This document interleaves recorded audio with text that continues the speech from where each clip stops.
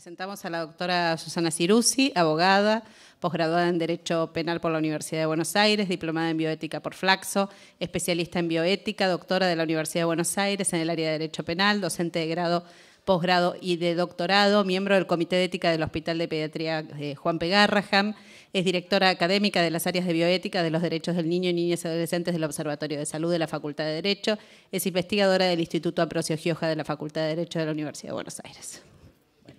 Hola, buenas tardes a todos. Bueno, ahora con el micrófono vuelvo a pedir disculpas porque obviamente la ley de Murphy indica que justo me tenía que resfriar el día que hizo 26 grados, que fue ayer.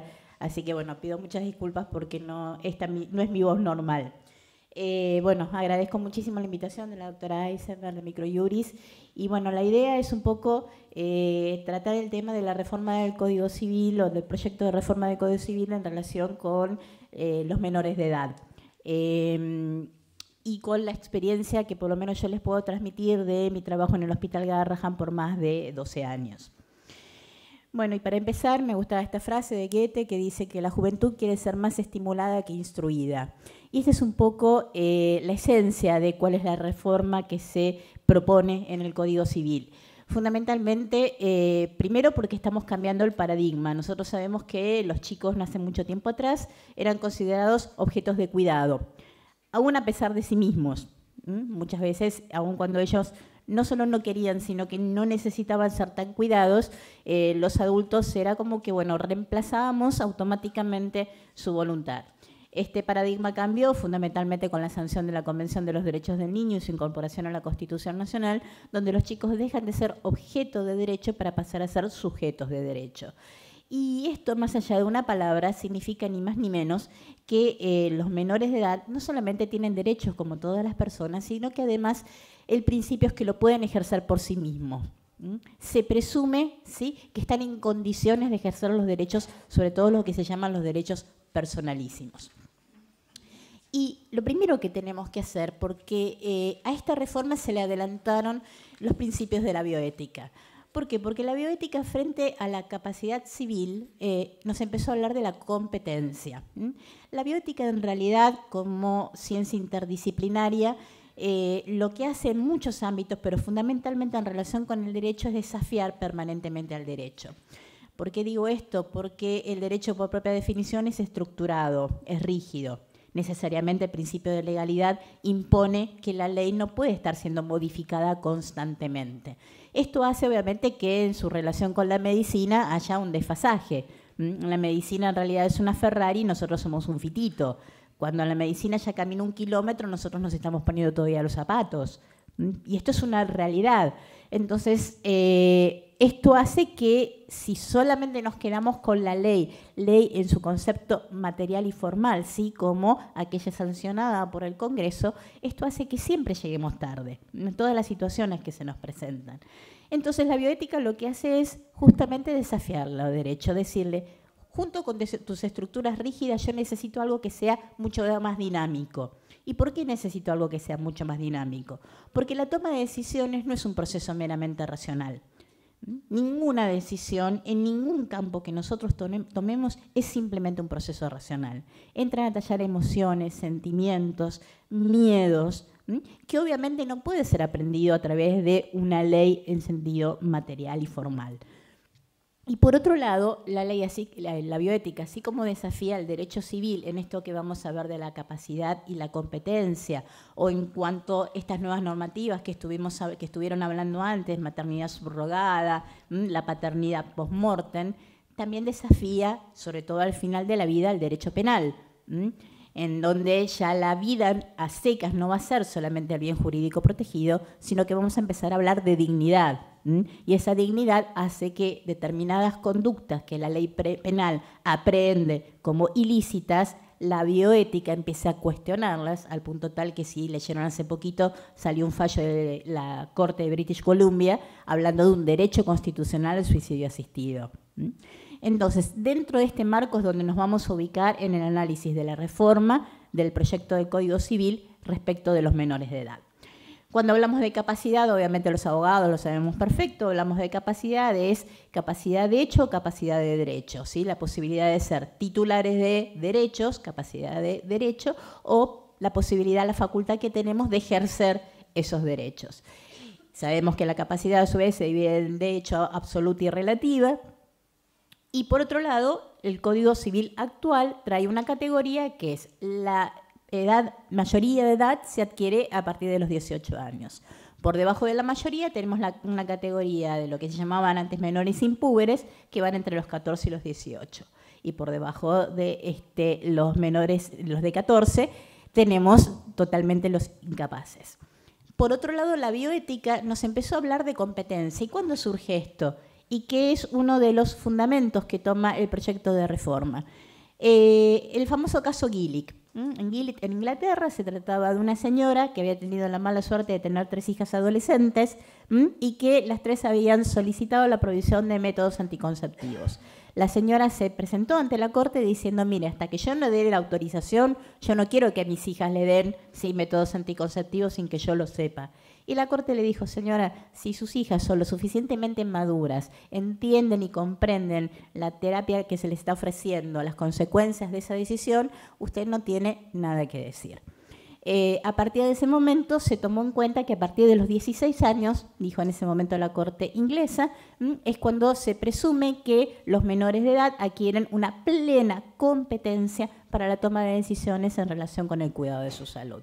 Eso, en definitiva, es hablar de competencia bioética. Es la facultad que tenemos cada uno de nosotros, independientemente de nuestra capacidad civil, para poder ejercer el derecho personalísimo a la salud y tomar decisiones para su cuidado. Y nosotros, cuando hablamos de competencia bioética, hacemos una diferencia entre lo que es el consentimiento y el asentimiento informado. Nosotros, al menos en el hospital y a través del Comité de Ética, hemos dejado el concepto de asentimiento informado solamente para los casos de menores de edad sujetos de investigación.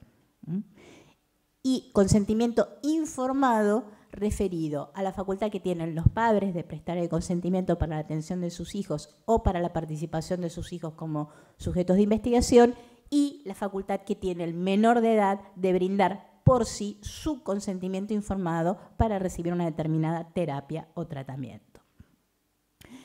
El Código actual ya establecía determinadas facultades que se iban adquiriendo progresivamente. Los que trabajamos en esto sabemos que la competencia no es que uno cumple 18 años y pasó a ser automáticamente competente por el simple hecho de tener 18 años. Es más, hay algunos grandulones de 40, 50 años que dudo que sean competentes para la toma de decisiones.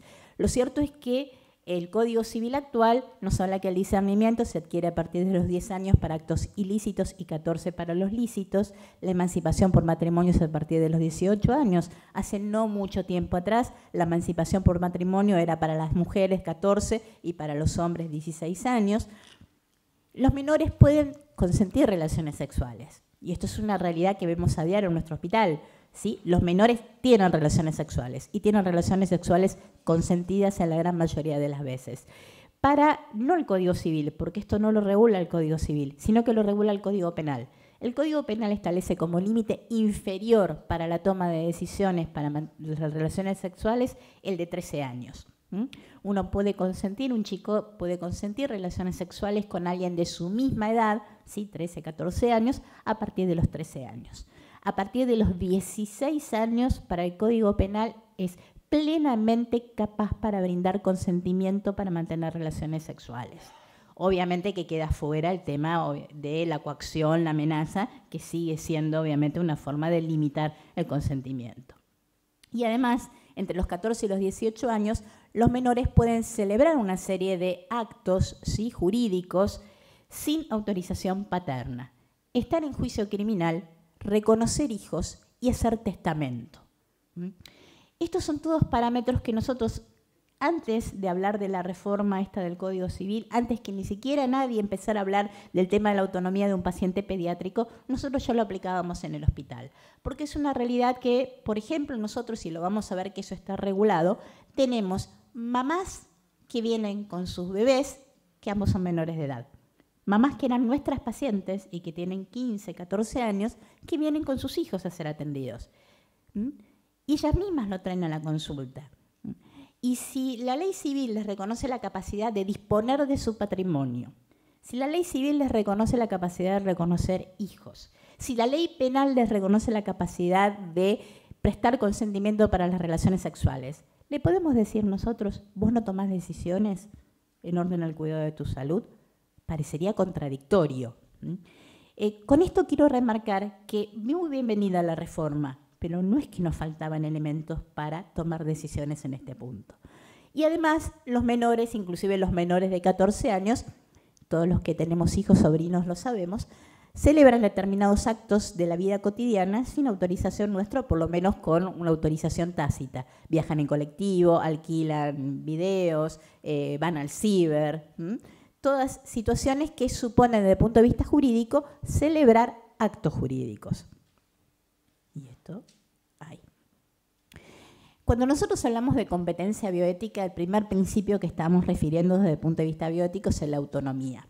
Pero acá tenemos que hacer una diferencia fundamental.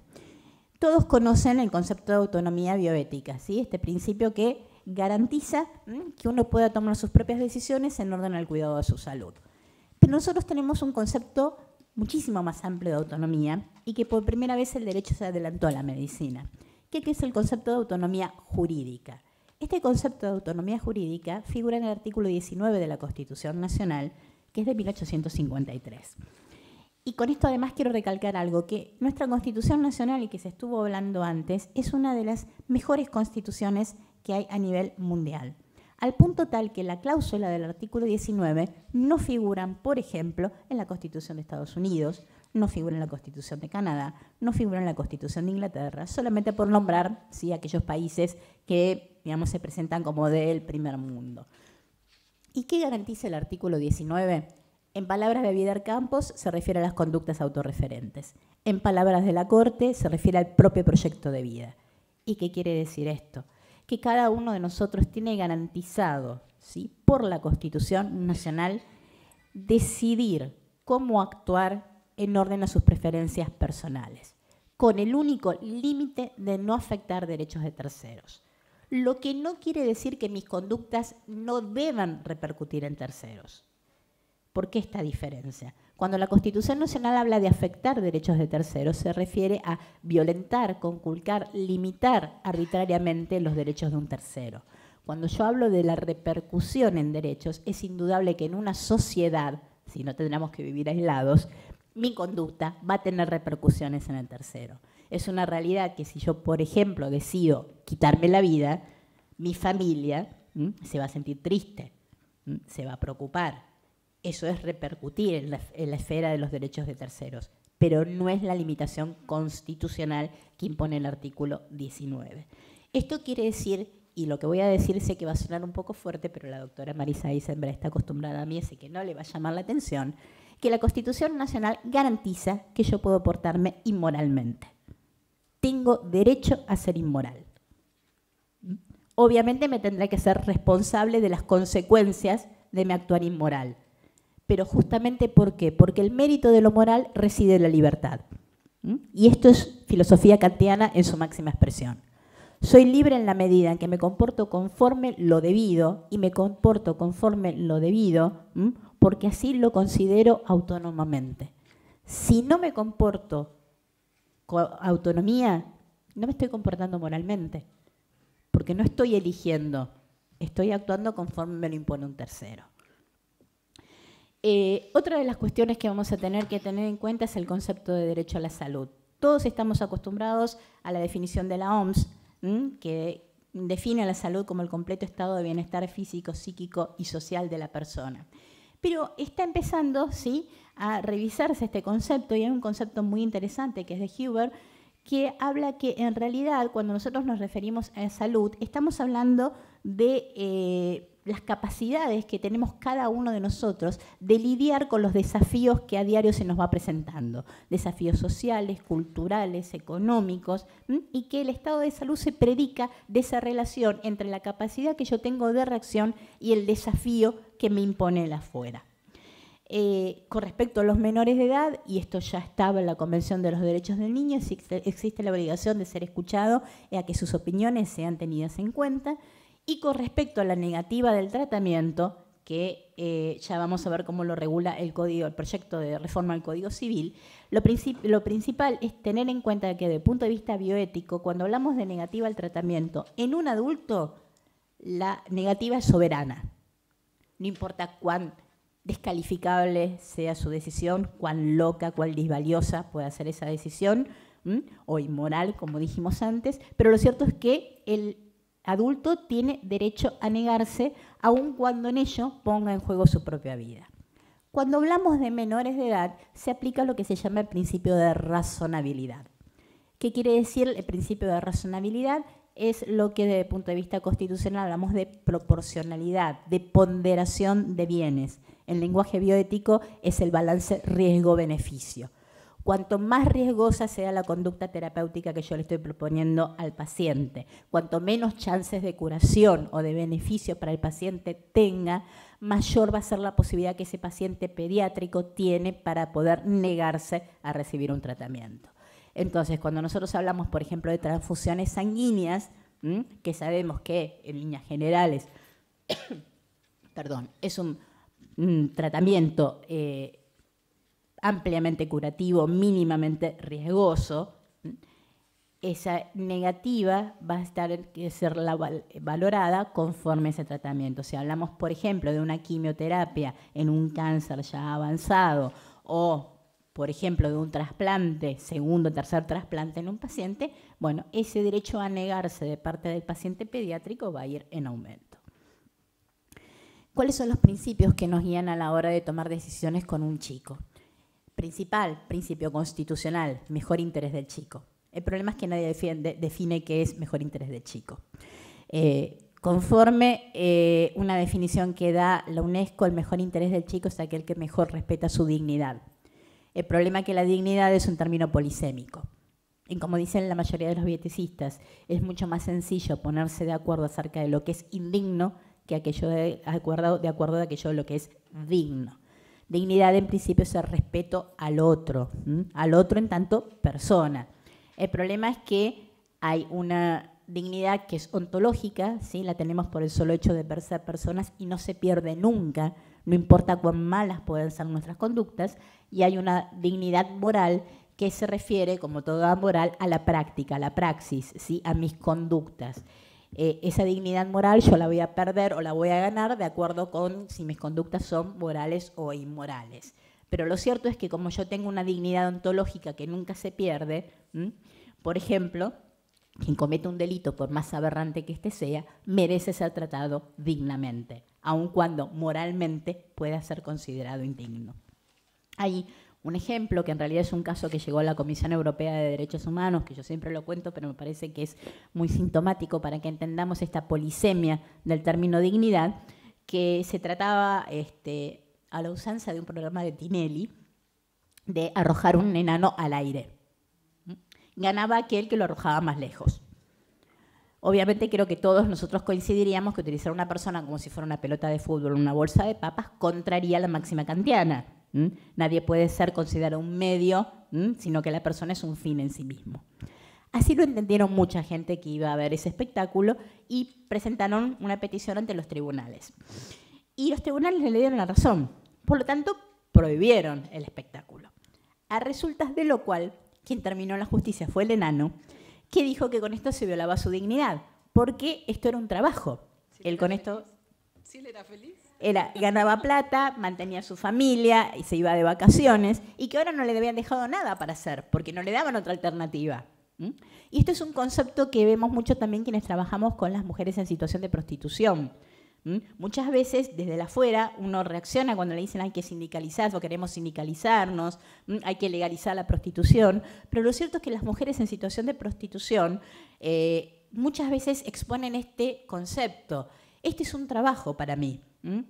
Soy mucho más digna de esta manera que si tuviera que salir a robar, por ejemplo, para mantener a mis hijos. Entonces, como lo considero un trabajo, yo quiero tener leyes que me protejan, leyes de trabajo que me protejan.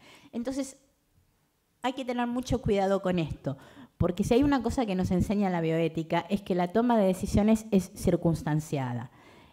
Pertenece a un aquí y ahora determinado de un paciente en particular. Lo que resolví para un paciente no necesariamente me va a servir para otro, aun cuando tengan la misma patología. Y esto es muy importante porque desde la ética del cuidado nos enseñan a ponerse en los zapatos del otro. Ponerse en los zapatos del otro no significa decirle yo en tu lugar haría lo mismo, porque eso no es ponerse en los zapatos del otro. Ponerse en los zapatos del otro es decirle yo en tu lugar haría algo totalmente distinto, pero aún así te acompaño y estoy a tu lado. Los otros principios guías a tener en cuenta es el grado de desarrollo, madurez y comprensión que lo toma el proyecto de Código Civil. ¿Voy bien con el tiempo? No, pero no importa. Ah, bueno. Naturaleza de la patología, me encanta que me dé la razón.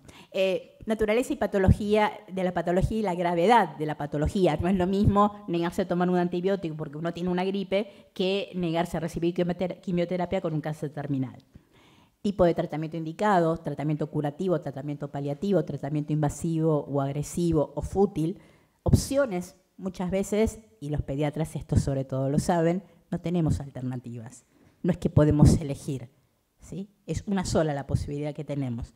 Y generalmente la toma de decisiones pendula entre algo malo y algo muy malo.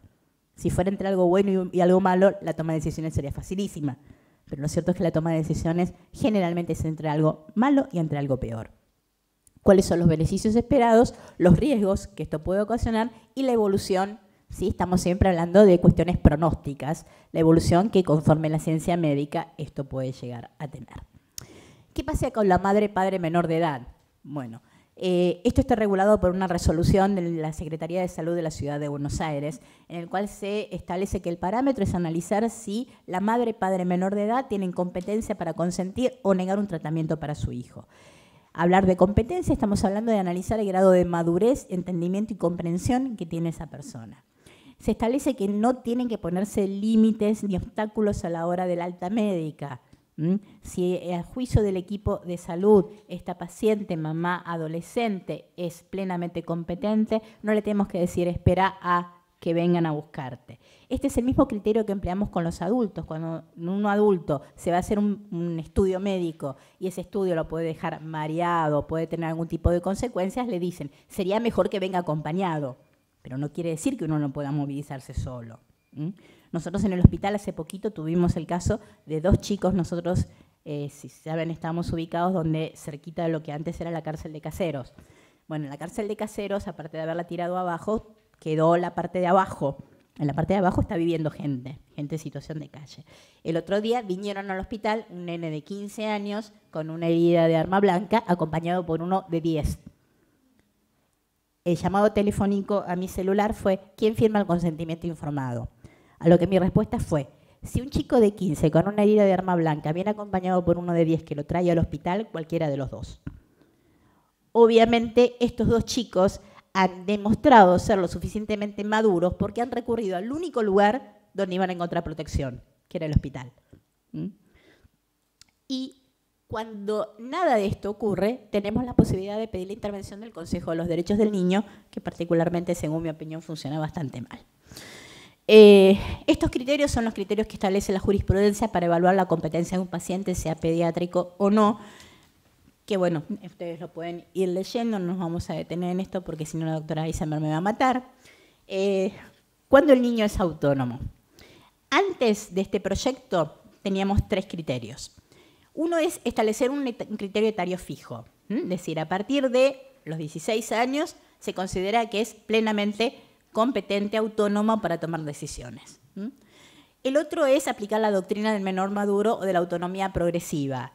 Se es maduro en la medida, o sea, es competente o autónomo en la medida en que el chico pueda expresarse por sí mismo, comprender la gravedad de la situación en la que se halla, comprender las alternativas terapéuticas que se le hacen y tomar una decisión razonable. Y el otro es el criterio mixto. Fijar un límite etario superior y al mismo tiempo estar fijando escalas que permitan aplicar la doctrina del menor maduro. Que esta es la respuesta que ha dado la reforma del proyecto del Código Civil. Obviamente esto, y para los médicos que siempre les preocupa, no van a resolver los conflictos. Nosotros estos conflictos los vamos a seguir teniendo y sobre todo la experiencia en mi hospital es que la tecnología ha permitido que chicos que se morían muy chiquititos ahora lleguen, sí, a edades adolescentes. Por lo tanto, los que toman la voz cantante son los chicos. Nosotros, por ejemplo, en el hospital tenemos petición de chicos que van a entrar en quimio, adolescentes, y que están pidiendo criopreservación de gametas. Una situación que hace 3, 4 años atrás era impensable. Entonces, estos conflictos van a estar. ¿Cómo se resuelven? Bueno, vamos a tener que tener en cuenta, como soy abogada, me gusta mucho utilizar las palabras, una garantía constitucional que es fundamental para los abogados, la del debido proceso. Debido proceso, ¿qué significa desde el punto de vista de las garantías constitucionales? Que para poder arribar a una conclusión en un juicio yo tengo que tener la posibilidad de expresarme, la contraparte tiene que tener la posibilidad de contestarme, ambos tienen que tener posibilidad de ofrecer prueba y al mismo tiempo el juez tiene que tener la libertad para poder evaluar todo eso. Bueno, esto trasladado a la relación asistencial significa, lo primero y fundamental, médico y paciente, y en pediatría familia, porque siempre en pediatría las relaciones de A3 son socios, no son enemigos. Por lo tanto, la toma de decisiones tiene que ser consustanciada, es dialógica, es deliberativa, donde se tiene que arribar a consensos, consensos acerca de lo que es mejor para ese paciente en particular. La decisión es conjunta, pero esto es muy importante a tener en cuenta. No es que el equipo de salud va y le dice, mire, este es el abanico de posibilidades, decide usted qué quiere hacer. No, el equipo de salud le tiene que decir, la decisión médica es A. Nos parece que A es la mejor. Tiene B, C, D. Las consecuencias de A son estas, las consecuencias de B estas, C y D también estas. Y entonces ahí poder a través de un diálogo tomar la decisión.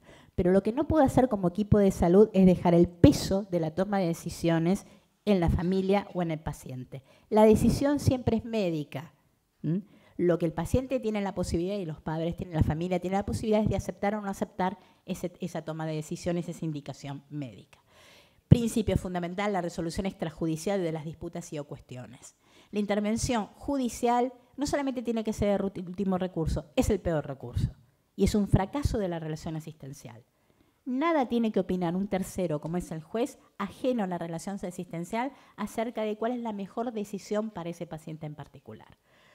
Y cuando no se pueda llegar a consensos, existe la posibilidad de acudir a los comités de ética, que son comités, grupos interdisciplinarios, formados además por gente no solamente profesional y científica, sino por gente legal. En nuestro caso tenemos una maestra, por ejemplo, que permiten aprehender la situación del paciente de forma holística, no solamente de forma médica u orgánica, ni tampoco solamente de forma jurídica. ¿Qué nos propone el anteproyecto en este punto? Bueno, una primera gran diferencia es que ahora vamos de capacidad de derecho y capacidad de ejercicio. En el artículo 22 se presume que todos somos capaces de derecho y que la capacidad de ejercicio se va adquiriendo. Que hay personas que son incapaces de ejercicio, que son, por un lado, las personas por nacer, las otras las personas que no cuentan con la edad y grado de madurez suficiente, y acá estamos viendo la doctrina de la autonomía progresiva o del menor maduro, y la persona declarada incapaz por sentencia judicial. ¿Cómo regula a la persona menor de edad? Establece dos categorías fundamentales. Una es que se es menor hasta los 18 años. Esto en consonancia obviamente con la Convención de los Derechos del Niño. Y después, entre los 13 y 18 años, ya no tenemos más menores impúberes, sino que hablamos de adolescente. Ejercicio de los derechos. En principio, cuando hablamos por debajo de los 13 años, quienes van a ejercer los derechos es a través de la representación. O sea, los representantes legales de los menores van a ser en principio quienes van a ejercer, en principio, vuelvo a repetir, los derechos de cada uno de los chicos. Después el otro principio que va incorporando es la edad y madurez suficiente. Esto quiere decir, a medida que el chico vaya adquiriendo esta madurez y una edad suficiente, pensemos que los 12, 13 años de hoy no son los 12, 13 años de mi época, donde la televisión terminaba a las 10 de la noche y la computadora más moderna era la del Superagente 86. Digamos, hoy en día los chicos sí tienen un estímulo constante desde el afuera que hace que maduren mucho más rápidamente. Y eso sin contar cuando hablamos de chicos con enfermedades crónicas. Ustedes como médicos saben perfectamente que la enfermedad hace madurar mucho más rápidamente que cuando hablamos con un chico sano. Y después el tipo de tratamientos. Y acá el código, el proyecto de reforma va a hacer una diferencia. La plena capacidad para decidir en orden al cuidado de su salud se adquiere a los 16 años. La cláusula Gillick que estuvimos hablando antes. O sea, se presume que para tomar decisiones en orden al cuidado de su salud, el menor de edad es plenamente competente a partir de los 16 años. El principio rector sigue siendo el mejor interés del niño. Y entre los 13 y 16, que es donde aplicamos la doctrina del menor maduro o de la autonomía progresiva, va a ser una diferencia. Si los tratamientos son no invasivos, ni comprometen el estado de salud, ni importan riesgo grave para la vida o la integridad del chico, puede brindar el mismo paciente pediátrico consentimiento informado por sí mismo. Si los tratamientos son invasivos o comprometen su estado de salud o con riesgo grave para su vida o su integridad, la reforma habla del consentimiento informado del adolescente con asistencia de sus progenitores. Esto quiere decir que se plasma en la reforma al Código Civil el principio constitucional que deriva de la Convención de los Derechos del Niño, que el chico tiene que ser escuchado, independientemente, ¿sí?, de la edad que tenga ese chico. Y que los padres o sus representantes legales no son más la voz que reemplaza al chico, sino que es la voz que amplifica los derechos del chico. Hay un principio en bioética, una máxima en bioética que aplicamos siempre, que es que los padres no pueden ser mártires de sus hijos. Esto viene de un fallo, ¿sí?, de la Corte norteamericana de la década del 20, del siglo pasado, en el que se establece justamente que los padres ejercen la representación de sus hijos para cuidarlos y para garantizar el ejercicio de sus derechos, no para violentar esos derechos. Y este es uno de los motivos por el cual, cuando son los padres testigos de Jehová, nosotros tenemos un paciente pediátrico, los padres saben que, si bien vamos a tratar de respetar su negativa, cuando empieza a correr riesgo la vida del chico o la integridad del chico, nosotros lo vamos a transfundir. Pero esta también es la misma razón por la que, por ejemplo, nosotros tuvimos 2 pacientes hermanitos de 13 y 16 años que tenían una enfermedad terrible por la cual se iban desangrando y mortal, que ambos, siendo testigos de Jehová, pidieron no ser transfundidos y se les respetó esa negativa. Y bueno, para terminar, todo lo que yo dije está resumido en esto que dice Mafalda, ¿sí?, hace 40 años atrás, y que para mí es mucho más importante. Y dice: mamá, yo a vos, ¿hasta qué edad tengo que obedecerte? Hasta que tengas el criterio, la responsabilidad y la madurez suficientes como para saber desenvolverte sola en la vida. La pucha, y duele mucho todo eso. Y sí duele, porque se supone que esto es parte del crecimiento, y que lo que nosotros como adultos tenemos que tender a obtener son, el día de mañana, adultos plenamente competentes y capaces de poder tomar sus decisiones. Y la mejor manera es teniendo chicos en los que los eduquemos para que puedan ser totalmente autónomos. Bueno, muchísimas gracias.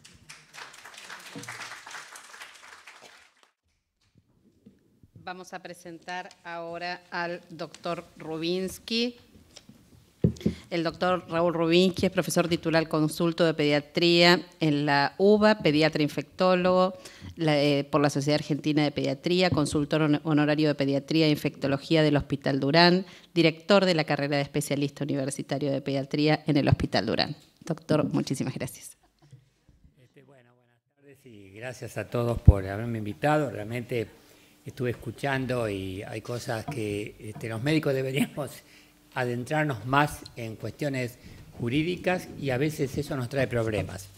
El no conocer muchos de los aspectos que hoy escuché acá. Así que para mí fue lo más enriquecedor haber participado y escuchado lo que no sé cómo se maneja esto. Con el avanzar nomás. Ahí está. Yo voy a tocar en forma general porque se ha dado mucha información a través del doctor que habló en la vez anterior y los abogados, etcétera. Pero en forma general, algunas cosas que me parecieron, a mí por lo menos, importantes. Yo fui 8 años jefe del Hospital Muniz de infectología pediátrica y fue una década muy horrible. Hablo del 74 al 80. Y después tuve 25 años en el Durán como jefe de pediatría después del departamento materno infantil. He vivido cosas, son tantos años que han pasado, que ha vivido cosas digamos, de situaciones muy primitivas, como, a ver, ¿qué puedo acordarme de aquella época? Por ejemplo, que el jefe de enfermería me consiguió con unos nylons armar carpas, porque no nos daban carpas para el oxígeno, cuando había 60 camas ocupadas con chicos con sarampión con 7% de mortalidad. Y se morían dentro de esos habitáculos, que aparte como un habitáculo que no tenía condiciones, se morían no del sarampión, fíjense, de la mayoría de infecciones intrahospitalarias. O sea que adquirían gérmenes del mismo hospital, Klebsiella, Pseudomonas, tengo toda una serie de diapositivas que siempre mostraba y varios trabajos publicados sobre esto. Bueno, y hasta la época moderna en que ya hubo mejoría de condiciones, pero todavía hay unas cosas que subsisten y eso algo voy a comentar. Empezando por el primer tema, una frase que a mí me impactó mucho. La fuerza de los derechos del niño está en la actitud con que la comunidad los asume. Es un trabajo publicado por un expresidente de la Sociedad de Pediatría, el doctor Puga, y me parece que esto es importante, porque uno puede sacar muchas leyes, yo escuché hoy muchas cosas interesantes, ¿no? Pero si la comunidad no lo asume, no va a poder realmente, y cuando digo la comunidad, me refiero incluyendo especialmente a quienes tienen que tomar la decisión de defender la vida o la salud, tanto psicológica como física. Uno dice a veces, bueno, habla de las cosas más dramáticas de los derechos del niño, pero a veces hay cosas sutiles. Yo me consulté como pediatra, es común que le diga a un padre, no lo mires así a tu hijo, porque el hijo me quiere agarrar otoscopio. Otoscopio se puede romper. Entonces, el padre, como estoy yo delante, no le grita ni le da una bofetada. Seguramente lo hará en su casa, pero en ese momento lo perfora con la mirada. Y yo lo veo al chico que se queda paralizado. Y entonces le digo al padre, mira, no te enojes conmigo, y si te enojas cambiarás de pediatra. Esto es un acto de violencia, porque el chico no está en condiciones de defenderse, porque vos lo estás paralizando con tu mirada. A veces duele más una mirada violenta, una amenaza, que una bofetada o un pellizco. Y la otra frase que me pareció interesante, considera al niño, niña y adolescente merecedores de respeto, dignidad y libertad, hoy se habló mucho de esto, no considerarlo como objeto pasivo de intervención por parte de la familia, ni del Estado, ni de la sociedad. Porque la familia también, a veces el chico es un objeto de tensiones. Yo lo veo mucho porque yo atiendo chicos de padres separados y el chico es el objeto de negociación. Y eso es una cosa de todos los días y es tremendo. Ver cómo sufre ese chico. Porque a mí me gusta mucho ver la cara de los chicos. Me hace acordar a Sartre que decía que mirando una persona cuando entra, al segundo que uno lo miró, cambia ya su expresión y se acomoda a la situación. Cuando yo veo esa situación y veo esos problemas y veo la cara del chico como en ese segundo se pone rígida, me di cuenta de lo que está sufriendo. Hay una frase que le puse acá que a mí me impactó mucho. Se trata de saber hablar con un niño, no a un niño. Porque es muy común que los padres le hablen al niño y no hablen con él, sino que le están, digamos, en forma unidireccional, digamos, dirigiendo un mensaje. ¿Quién lo dijo? Janusz Korczak. No sé si mejor lo conocen o lo ubican. Yo tuve especial interés en este hombre. Este hombre era un hombre que trabajaba con niños y resulta que vino en Varsovia, empezó la represión a la población judía y se llevaron a los chicos judíos de su grado, donde él estaba, y él dijo que él no iba a abandonar a sus niños y pidió ser llevado con ellos y murió como no sé en cuál de las prisiones, ¿no? Y este hombre tiene muchas otras cosas interesantes. Yo traje esta porque tuve que ver un poco la historia de él por una cosa especial y entonces encontré esto relacionado con la salud. Con versiones muchas internacionales, pero en esta de los derechos del niño hay conclusiones que me parece que podemos comentar. La desigualdad social en el mundo globalizado incide negativamente sobre el niño. En América Latina, estos son datos de hace unos años, pero no tantos, 183 millones de pobres, la mitad son niños y adolescentes, y que mueren 12 millones de niños por año menores de 5 años, de los cuales 73% son por enfermedades prevenibles. Fíjense cuáles: prematurez, asfixia durante el parto, neumonía, diarrea, paludismo, sepsis natal y desnutrición. Y la desnutrición lo puse gigante y recuadrada, porque cuando uno habla de neumonía, murió por neumonía, no murió por neumonía, a lo mejor murió porque es un desnutrido, no tuvo posibilidad de defenderse con su inmunidad. Porque el antibiótico no cura la neumonía, eso es una mentira histórica. El antibiótico ayuda a destruir a la bacteria que la inmunidad del organismo va a controlar. Pero ¿cómo voy a controlar una bacteria si no reciclo mis sistemas de respuesta inmunitaria? Si no tengo proteínas, no tengo calorías, los médicos conocen bien el ciclo de Krebs, y un desnutrido no puede reciclar sus sistemas microbicidas. Entonces la bacteria subsiste o incrementa su actividad patógena. Y esto es el problema que hay en el mundo, sobre todo subdesarrollado, relacionado con la desnutrición. La otra cuestión es cuántas reuniones se hicieron a partir de la década del 40, sobre todo, ¿no? Que todos conocen mejor que yo, pero yo nada más que encontré algunas que me pareció que valía la pena destacar. La Carta Social Europea en el 61, los derechos económicos, culturales, sociales, Pacto Internacional en el 66, donde un artículo, creo que el 12, dice pleno derecho a la salud. Y dice que es la reducción de la mortinatalidad, de la mortalidad infantil, niños sanos, intervenir en el desarrollo de niños sanos, mejoramiento de su higiene y de medio ambiente, prevención de endemias y epidemias. Y todo esto en algunos países está fallando mucho, y hay estas cuestiones que espero poder comentar, que en Argentina también no se están cumpliendo. Derechos a la salud, es el segundo tema que quería tocar. Y acá me voy a referir al OEDM, los Objetivos de Desarrollo del Milenio, que se establecieron en el 2000, con metas para alcanzar el 2020. Después se hizo una reunión y se vio que no se habían alcanzado como pensaban en el 2005, que consisten en erradicar la pobreza extrema y el hambre, eliminar el analfabetismo, es decir, obligatoriedad de escuela primaria para todos los niños del mundo, reducción de la mortalidad infantil, mejorar la salud materna, disminuir la mortalidad de embarazadas, tengo datos de Argentina, combatir VIH y SIDA, garantizar sostenibilidad del medio ambiente. Información sobre salud, incluyendo salud sexual y reproductiva, que se habló también hoy bastante de esto, lo puse en amarillo, lo destaco, porque la gente, a veces el médico no habla con el paciente. Y en los hospitales y en los sistemas privados pasa lo mismo. Hoy es lunes, los lunes yo atiendo como consultor de infectología a un gremio OSECAC, recibo 10 a 12 pacientes de todo el país, y de las consultas que más recibo es la tosoplasmosis. Entonces lo que estoy haciendo desde hace 5 años, preguntando a la madre, ¿sabés lo que es la tosoplasmosis? La mujer que viene que tuvo tosoplasmosis en el embarazo, el pediatra me deriva al niño para ver si adquirió tosoplasmosis. No, doctor, no tengo idea. El 90% de las mujeres en ningún momento se les informó qué es la tosoplasmosis. ¿Cuáles son los órganos target del parásito? Cerebro, ojo y oído. Y no son informadas. Entonces quiere decir que esto es real. Lo que hoy también se comentó y lo escuché, lo refrendo por mi experiencia personal. En otra cuestión, ¿qué ventajas tiene estos conceptos? Están asociados a indicadores de progresos medibles. Es muy importante que uno tenga indicadores como el CDC de Atlanta, el Central Disease Control, que es realmente el organismo mundialmente más famoso, que tiene control permanente de todo lo que está ocurriendo en todo el territorio de Estados Unidos. Entonces se escapa nada. Ellos se incrementa o disminuye un brote epidémico o una situación endémica, enseguida tienen datos, lo cual en Latinoamérica esto es muy, muy limitado y pobre. A un sistema institucionalizado de notificación, es otra ventaja. Si logramos estos objetivos, podemos tener entonces notificación adecuada. Poder consultar datos sobre cobertura de intervenciones sanitarias y mortalidad de la niñez. Por ejemplo, cuando vino la vacuna de meningococo cubana, se trajo un montón de dosis y se usaron bajo protocolo que nunca se hizo. O sea que realmente fue una demanda de la población que se le dio curso, pero no se evaluó realmente el impacto que pudo haber tenido esta vacuna contra meningococo B. Explicación sobre definiciones, fuentes, metodologías de cálculo y posibles fuentes de error. Esto es una cosa que no es menor, no es un dato menor.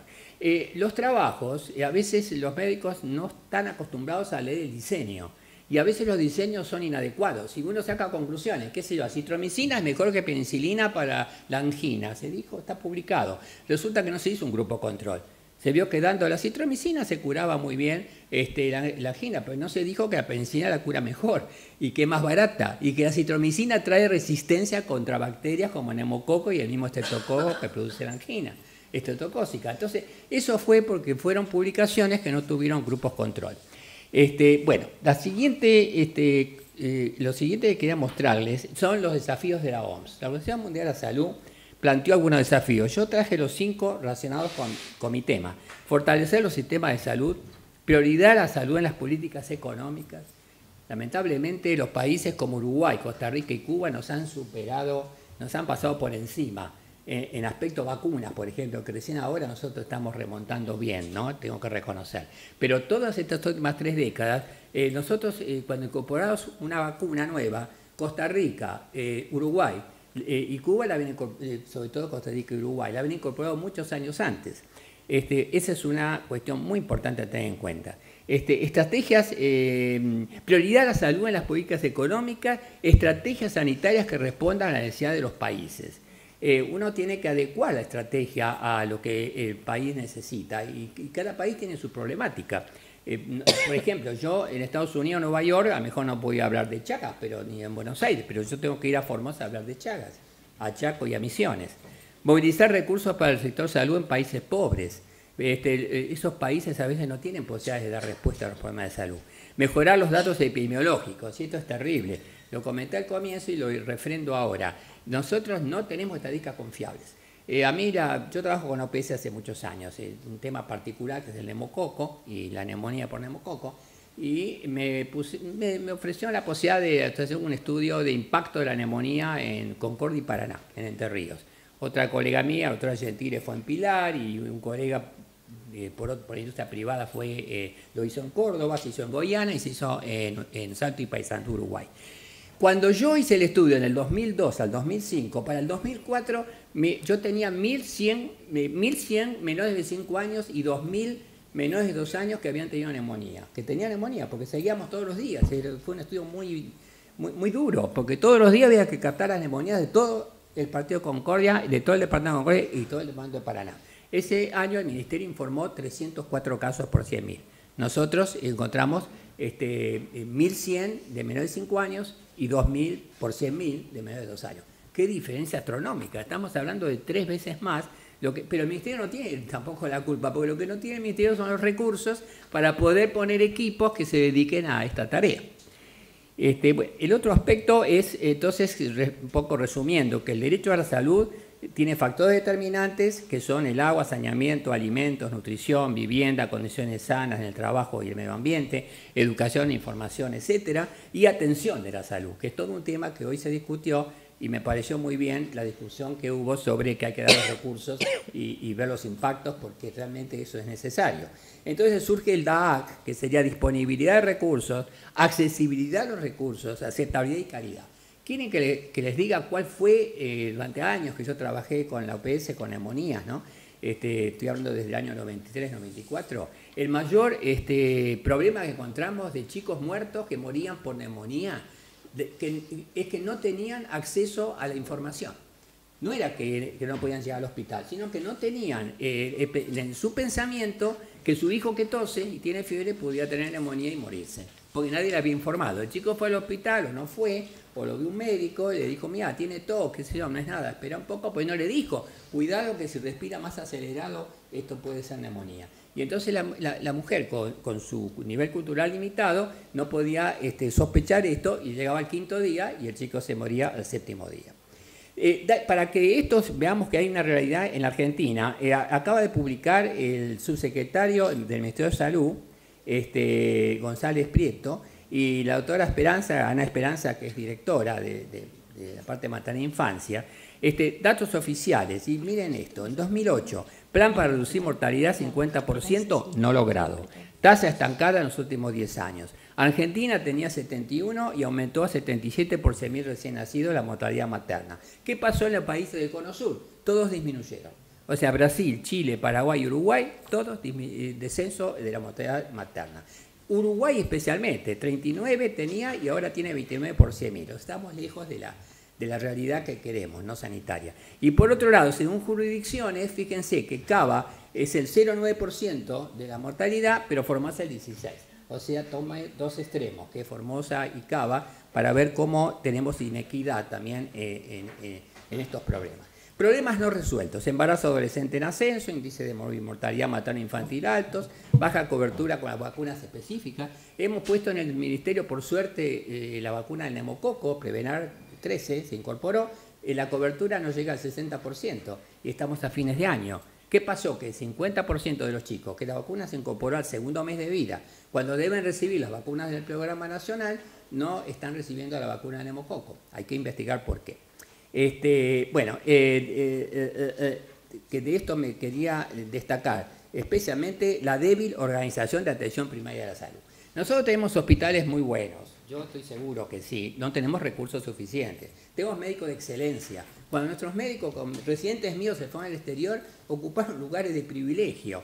Pero en este momento uno de mis residentes que emigró a Israel hace 30 años, ahora es Ministerio de Salud de Beersheba, del área sur de Israel. Quiero decir, tenemos gente que en Estados Unidos está lleno de argentinos que comandan, pero acá no. ¿Por qué? Porque acá lo que nos falla es que los programas que no existen como deberían existir.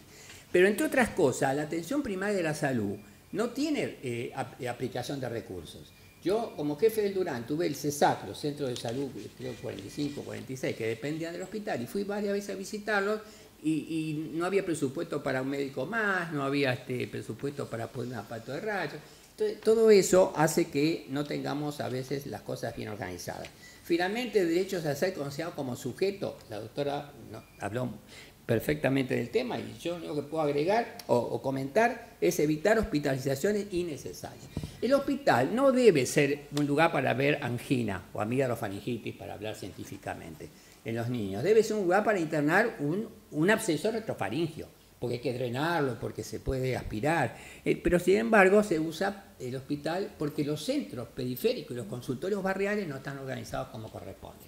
Entonces terminamos usando recursos inútiles porque no hay una buena programación de la atención primaria. Hospital de día. El Durán fue uno de los primeros hospitales que puso hospital de día, que significa todo un programa, no es una cosa simple. Tenemos, cuando estaba todavía yo activo, cuando se organizó, 2 médicos, una enfermera a cargo, y ahí se hace quimioterapias, ahí se hace un montón de cosas que antes se hospitalizaban. Esto es muy importante. Y si el chico se hospitaliza, que sea breve la hospitalización. Hoy en día hay protocolos que con 4 días yo una meningitis puedo completar el tratamiento de su hogar. Todo significa armar programas y recursos. Y por otro lado, para el niño, brindar información adecuada a edad, desarrollo mental, se acaba de comentar, estado afectivo y psicológico, posibilidad de negarse como sujetos de investigación, se acaba de comentar, a procedimientos que no tengan un fin terapéutico. No es que la práctica clínica y la investigación estén contrapuestas, incluso no son excluyentes una a otra, sino que son estrategias diferentes. Entonces, si un niño va a ser incluido en un programa de investigación, hay que ver por qué, de qué manera, y todos los requisitos que el Código Helsinki y otros han ya sido publicitados muchísimo. Ser tratado con educación, comprensión, respeto de su intimidad, hospitalizado en áreas compartidas con otros niños, no puede estar con adultos. Posibilidades de juego libre, de juegos, de libros, de medios audiovisuales y normas de seguridad a las 24 horas. En el día hay mucha seguridad, de noche nadie sabe, y no les cuento fin de semana. Entonces, esto necesita también recursos, no solamente programáticos, sino recursos económicos. Yo nunca no me puedo olvidar de un niño internado en mi hospital Durán, en una sala especial de chicos que tenían aislamiento estricto, que estaba para un trasplante de médula, tenía dador compatible, y resulta que a los 7 días apareció un sarampión y se murió 3 días después. ¿Qué pasó? Que un domingo, seguramente, como según después investigamos, se violaron las normas de seguridad. Y habrán entrado chicos que no debían entrar, y habrán abierto la puerta, y el chico adquirió el virus, y como estaba con la supresión para pre-trasplante, perdimos a este chiquito. Un chico de 8 años, un chico hermoso. Intervención de la justicia a sus padres, si sus padres se niegan por razones religiosas, de retraso cultural, prejuicio. Esto lo encontré, lo puse y lo dejo en manos de ustedes. Investigación clínica es un imperativo social. No podemos dejar de investigar. El mundo se mueve a través de investigaciones, pero la investigación no se puede combatir, no es una mala práctica. Lo que es malo es no cumplir las reglas que deben regir la investigación. El sujeto puede beneficiarse o no de su participación, porque a veces se beneficia y a veces no. Pero bueno, para eso hay normas y reglas que se pueden discutir. La ética en la investigación clínica es fundamental. Me refiero al GCP. El GCP es el Good Clinical Practices. Todo lo que investigamos alguna vez, investigación clínica yo hice bastante y tuve que hacer este curso, y aquí se explica bien cuáles son las reglas básicas para defender al paciente y los códigos de ética y todo lo que conocemos de investigación. ¿Es aceptar investigar con seres humanos? Es una pregunta que uno podría hacerse. En caso que sí, ¿cómo debería realizarse? Entonces yo pongo acá, es valiosa al generar conocimiento útil para mejorar la salud, con seguridad, con dignidad, que se comentó antes, libertad de elección, rigurosidad de los diseños para evitar riesgos por falsas conclusiones, lo que comenté un poco antes, análisis estadísticos adecuados. Sin investigación no existe progreso. Hay muchos códigos de ética que se han lanzado. Yo puse que primero encontré que fue el de Nuremberg, debe haber previos, ¿no? Cuando vino todo el asunto del ensayo del doctor Mengele con niños en la época de la Segunda Guerra, surgió rápidamente en Nuremberg que había que hacer un código, y surgió el código de Nuremberg, experimentos en niños no éticos. La declaración del Helsinki del 64, que fue actualizada en el 2000, y el reporte de Belmont, que especialmente apunta a bases éticas de la investigación.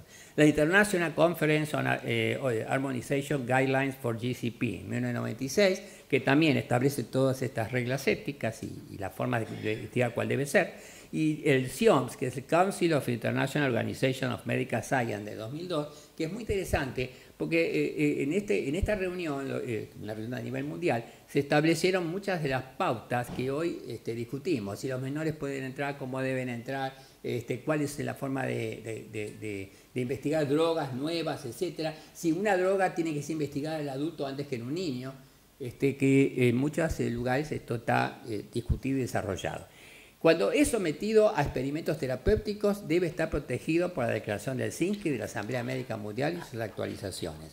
El consentimiento informado del menor de edad para participar en protocolos de investigación, donde se determinan factores de comprensión. Esto fue comentado por la doctora.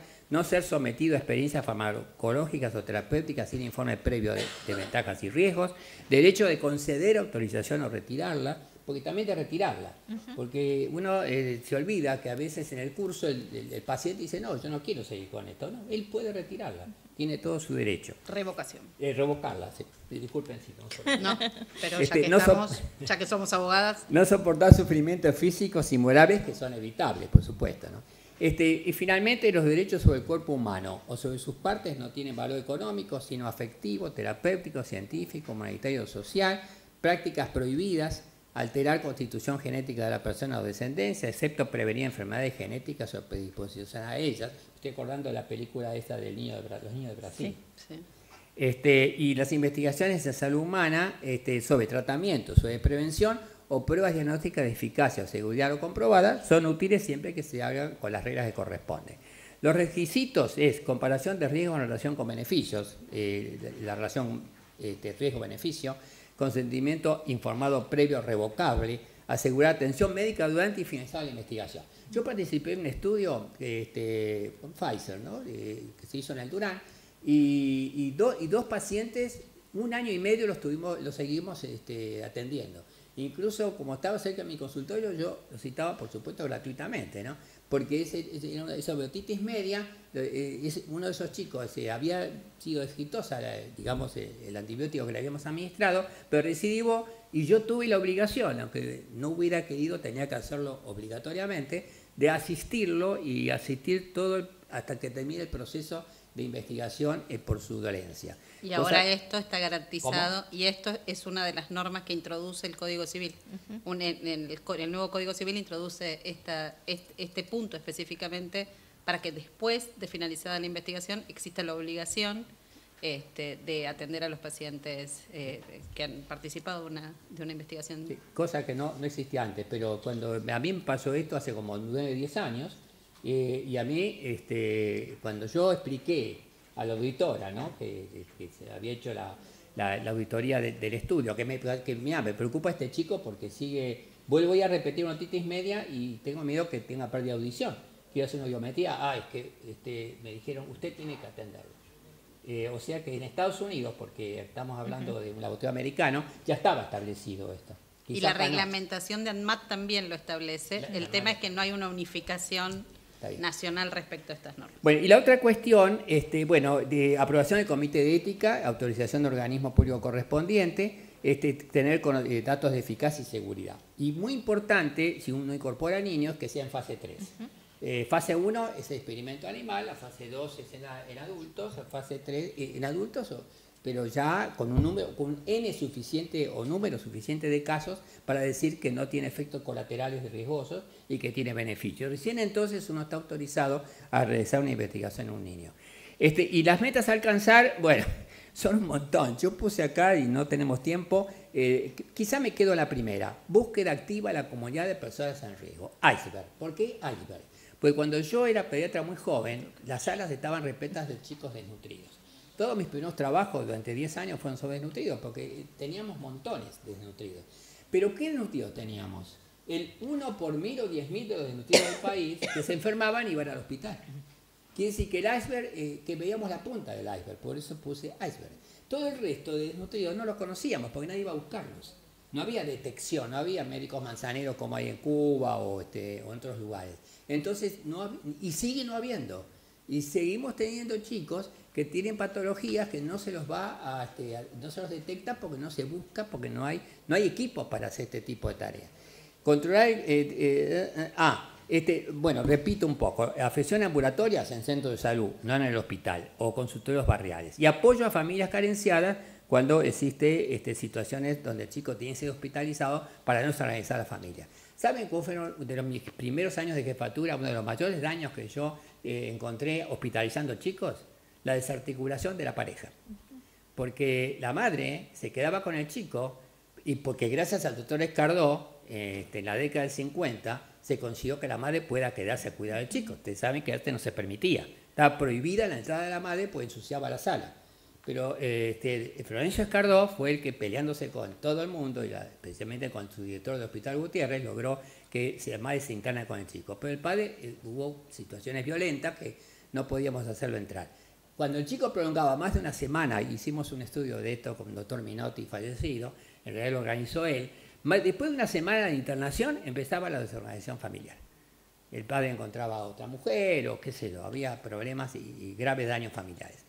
Y después la mayor comunicación con el niño y su familia sobre su salud. Los chicos son inteligentes y entienden. Con un chico de 4 años yo hablo antes de revisarlo, le explico lo que voy a hacer y cuando termine le cuento lo que tiene y lo entiende. A veces no me dice que lo entiende, pero yo sé que lo entendió. Porque pienso que lo entendió, estoy convencido que lo entendió. Pero puede hablar, hay que hablar con los chicos, como dijo Cossack, y no a los chicos.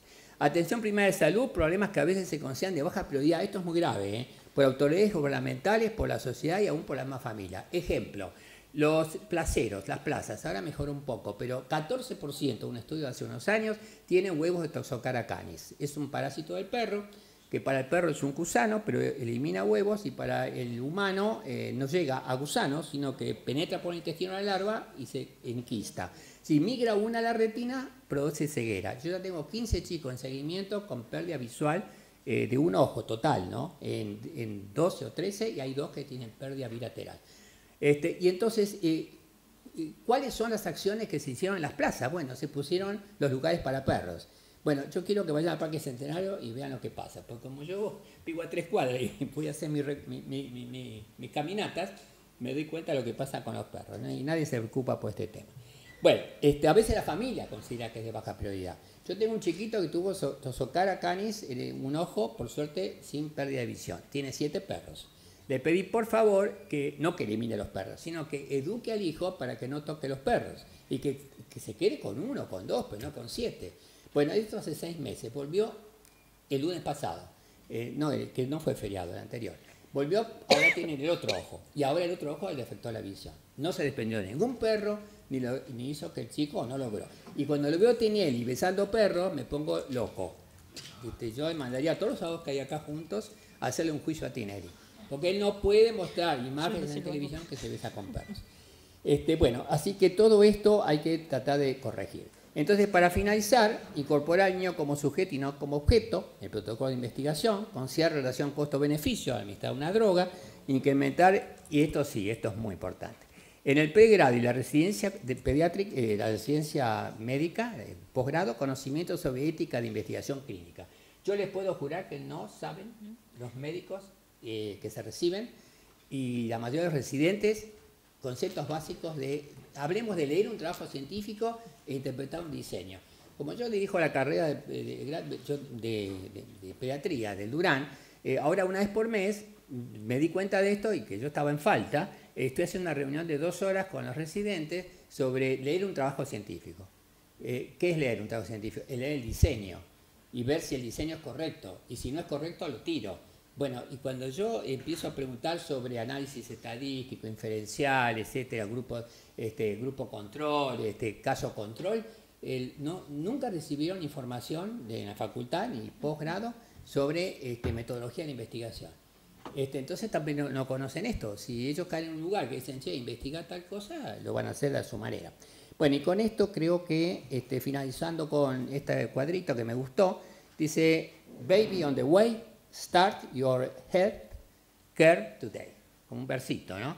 Esto es de Albany. Entonces esto está todo Albany, en Nueva York, en carteles por todos lados, y le dan un teléfono, que lo ven ahí, donde dice que pueden hablar ese teléfono si está por venir un chico y quiere preguntar cosas sobre el chico que está por venir, que sería una consulta prenatal, que por favor llamen al teléfono.